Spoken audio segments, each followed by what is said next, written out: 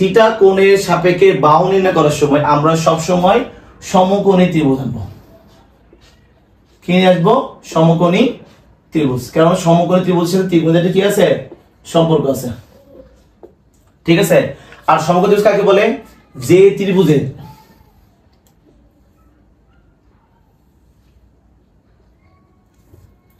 ত্রিভুজের একটি কোণ 90 ডিগ্রি বা এক সমকোণ আর অপর দুটি কোণ কি পরস্পর সূক্ষ্মকোণ, তাদেরকে বলা হয় সমকোণী ত্রিভুজ। মানে 90 ডিগ্রি আছে মানে কি? সমকোণী ত্রিভুজ। ঠিক আছে। আমি আটটা আঁকতেছি, এখানে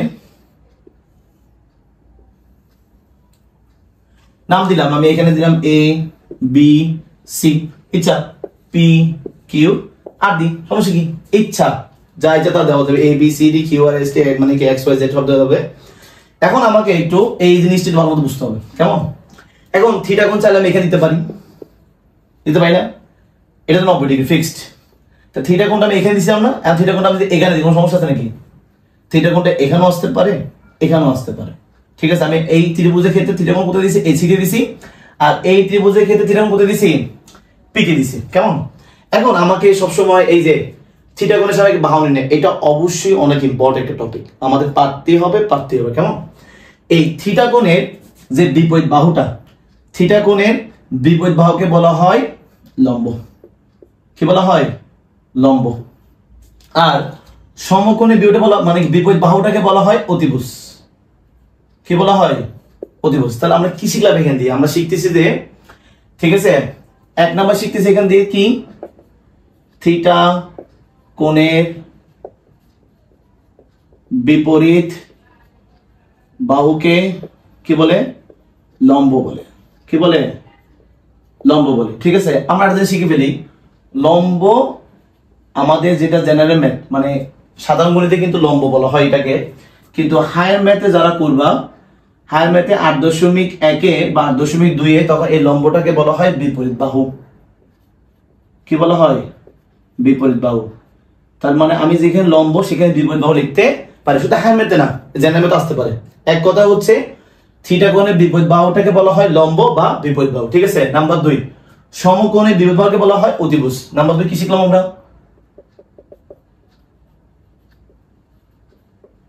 সমকোণের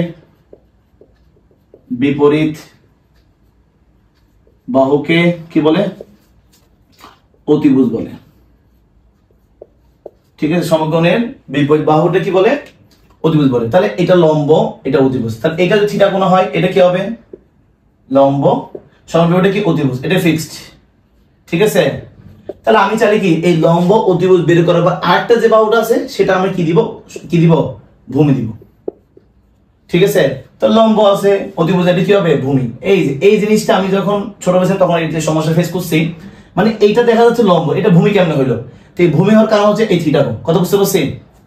তো এটা গেল। ঠিক আছে। আমি আগে দিব কি পরীক্ষাতে এটা থাকতে পারে, এটা থাকতে পারে, কিন্তু এরকমও থাকতে পারে, এরকমও থাকতে পারে। এটা আমি এ বি সি দাও আর দিতে পারতেছি, এখানে আমি কি দিচ্ছি? এক্স ওয়াই জেড দিলাম আর কি। ঠিক আছে। তাহলে এটা সমকোণ ফিক্সড, 90 ডিগ্রি হইতে হবে, এটা 90 ডিগ্রি হইতে হবে। ঠিক আছে, ফিক্সড। আর আমি যদি থিটা কোণ এখানে দিই, তা থিটা কোণ বিয়োগ কোণটা এটা লম্ব, আর সমকোণ বিয়োগ কোণ এটা কি হবে? অতিভুজ। ঠিক আছে। আর এখানে তো কি অতিভুজ ফিক্সড, অতিভুজ ফিক্সড কেন? সমকোণের বিয়োগ বাহুটা কি হবে? অতিভুজ। আর থিটা কোণটা যদি এখন নিচে না যদি উপরে হয়, এটা কি যাবে? লম্ব। তাহলে এটা কি? ভূমি। এটা কি? ভূমি। তাহলে আমরা কি শিখলাম? আমরা শিখতেছি, এটা বারবার বলতেছি, এটা কিন্তু অনেক গুরুত্বপূর্ণ, অনেক গুরুত্বপূর্ণ। সেটা হচ্ছে থিটা কোণের বিপরীত বাহুটাকে বলা হয় লম্ব, সমকোণের বিপরীত বাহুটাকে বলা হয় কি? ভূমি, মানে সরি সমকোণের বিপরীত বাহু বলা হয় অতিভুজ। আর এই দুটো নির্ণয় করবো, আঠাশের সাইডে কি দিব আমরা?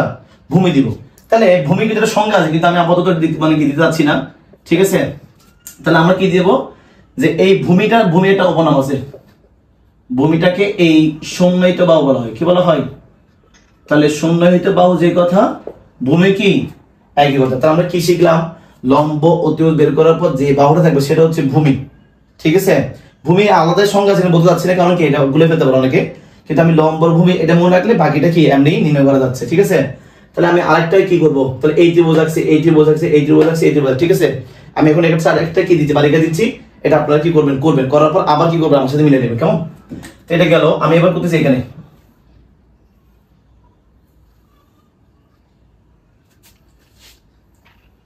হচ্ছে এটা এ, এটা বি, এটা সি, ঠিক আছে। আর একটা দেখি,